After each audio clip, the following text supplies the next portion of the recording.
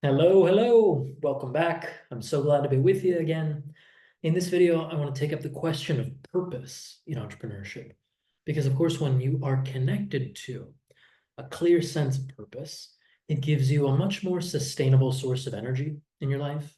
It gives you a clear compass for the direction to take month to month, week to week, day to day, and it makes life much more meaningful, much more satisfying.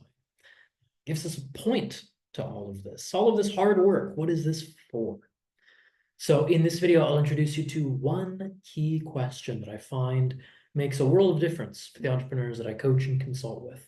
And I hope it can make as much of a difference for you as well.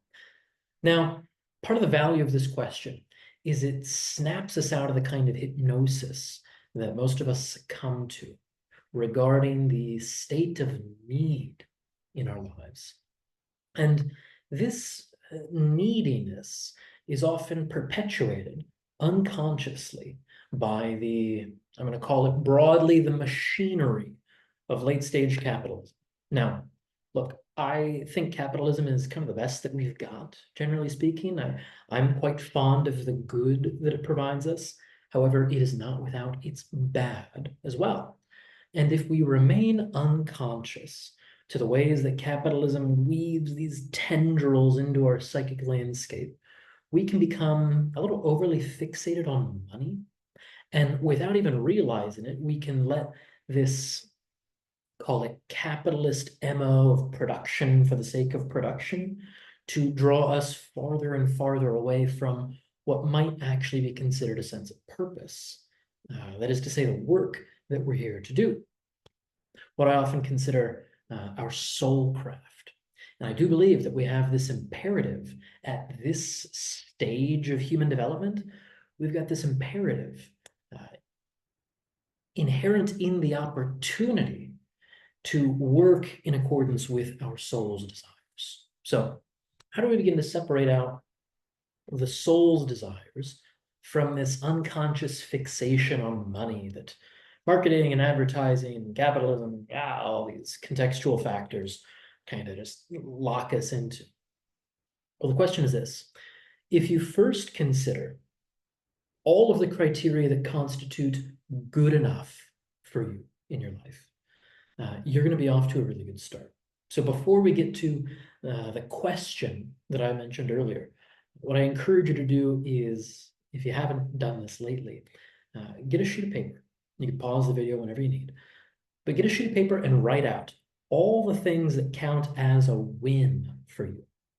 Where if you just cleared this level of good enough, if you had all this, it's good enough, everything else is just bonus. It's icing on the cake. But what's the cake? Is there a certain amount of money you'd like to generate? Are there possessions you'd like to have, a place you'd like to live, something you'd like to drive, experiences you'd like to provide for yourself, for your loved ones? Whatever the case is, your desires are yours alone. So consider at the outset all of the things that come to mind when you think, what is it that is good enough? If I just had that, I would be satisfied. Part of the reason, as I'll sidetrack here, part of the reason why so many people feel that nothing they ever do is good enough is that they never define for themselves what constitutes good enough. So you will be leaps and bounds ahead of most of your peers if you just take a few moments to define what's good enough. That means you can then orient all of your activity toward playing your game rather than getting caught up in someone else's. So let's say that this is a preliminary to this question that I mentioned earlier. What constitutes good enough? So again, if you need, pause the video, just hit resume whenever you're ready, and we'll scurry on. So when you have a sense of what is good enough for you, that low bar that if you cross that, everything beyond it is just, it's a bonus round. You've got a really clear sense of what it's going to take to create well-being in your life. Well-being is a matter of getting and keeping what you want. So if you can achieve those ends by means that are intrinsically rewarding and satisfying, just being in the process, then by my mind, that's about the best chance we have of living a good life, moving toward worthy ends by means of worthy means. Seems like a pretty good deal. So, how do we discover this? How do we find a greater sense of purpose in our work, and ideally get a sense of how to make entrepreneurship an experience of soul craft? Well, the question is this. You look over that list of things, all the things that you want in your life. If, you'd imagine, if you had enough cash tucked away in savings, investments, whatever the case is, that all of the costs of that lifestyle you've described were funded by the interest that accrued on your investments, what would you then spend your time doing? What would you enjoy doing? Or what would you be excited to do at that point? So there are a couple of implicit moves here that maybe I can make explicit. One is we've defined a sense of good enough. And we've also, through this kind of thought exercise, we've removed you from the economy of need and situated you in an economy of desire, which is to say we've kind of broken out of the transference of capitalism that says you're never enough, you never have enough, you're never good enough, and all of this stuff. We've taken you out of this context of lack, at least hypothetically, and we've put you in a context of sufficiency.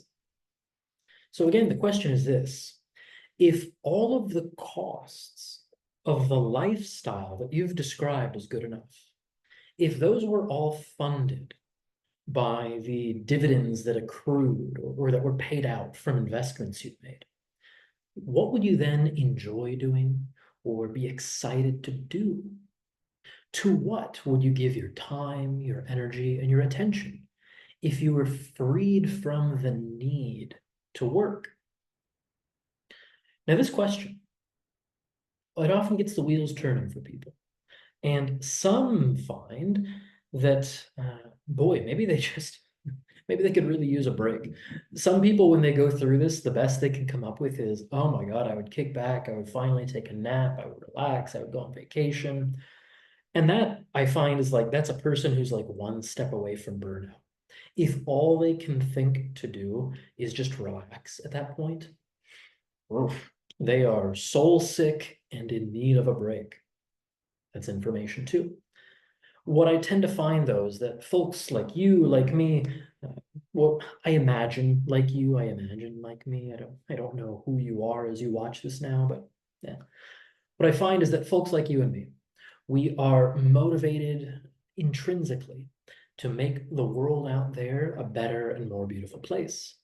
And so inevitably, there's going to be a degree of kicking back that we describe at this point. But there's always going to be a little something else, something that creates value for other people's lives.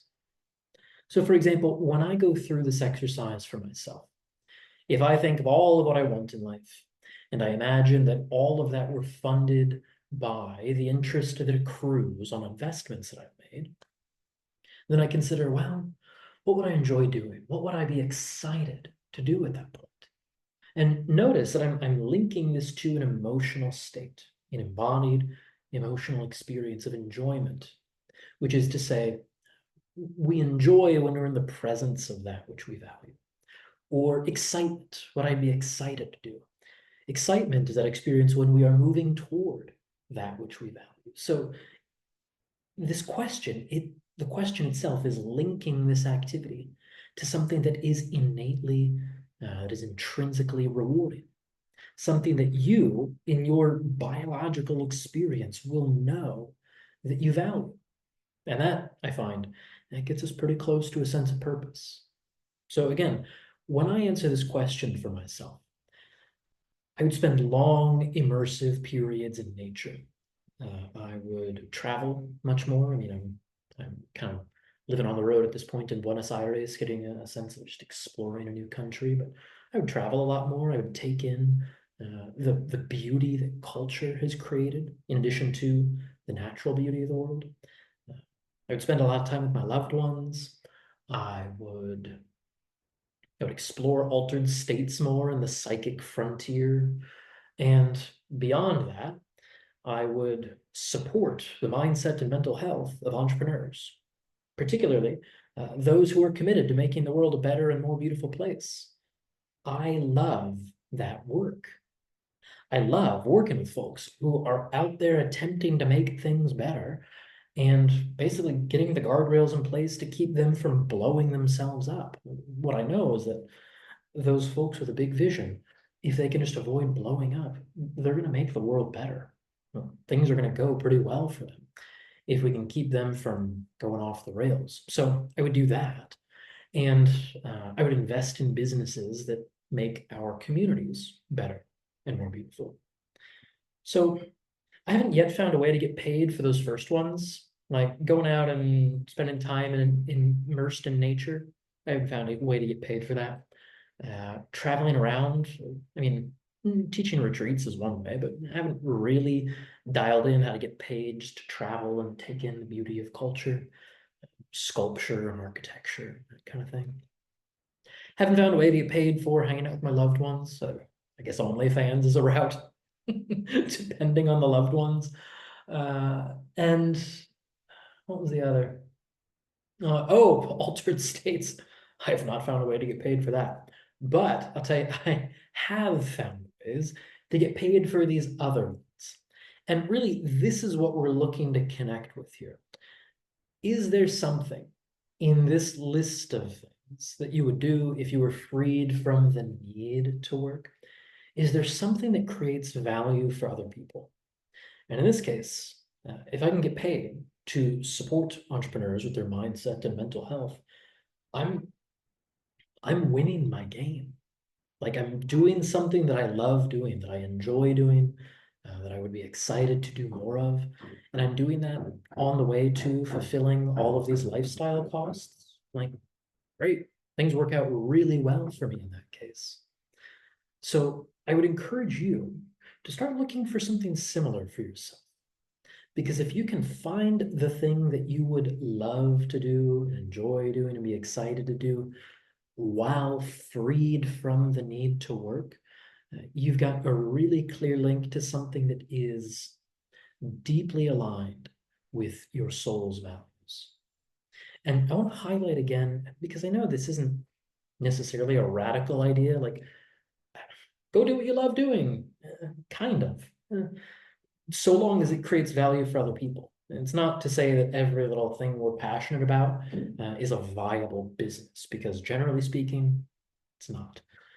However, if there is something you would enjoy doing or are excited to do, and it creates value for other people, that has the potential to be a viable business.